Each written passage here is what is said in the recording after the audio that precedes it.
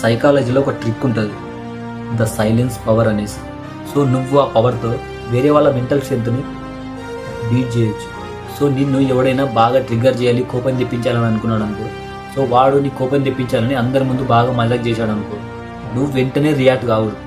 నువ్వు కనుక కోపం తెచ్చుకోవడమో లేకపోతే నర్వస్ ఫీల్ అవ్వడం చేసావు అనుకో, వాడి ట్రిక్ పనిచేసినట్టు, వాడే గెలిచినట్టు. బట్ నువ్వు అదేం పట్టించుకోకుండా జస్ట్ ఒక 3 సెకండ్స్ సైలెంట్గా ఉండి అలా వాడి కళ్ళలోకి చూస్తూ కాన్ఫిడెంట్గా నీ పవర్ ఇంతేనా, నీ స్ట్రెంత్ ఇంతేనా అని ఒక మాట అన్నావు అనుకో, వాడికి అర్థమైపోతుంది వీడి మైండ్ వీడిని కంట్రోల్ చేయట్లేదు, వీడే వీడి మైండ్ని కంట్రోల్ చేస్తున్నాడు. సో నన్ను నమ్ము, నెక్స్ట్ నుంచి వాడిని నువ్వు ఆర్గ్యూ చేయాలి, ట్రిగర్ చేయాలని ప్రయత్నించినా కూడా 100 సార్లు ఆలోచిస్తాడు.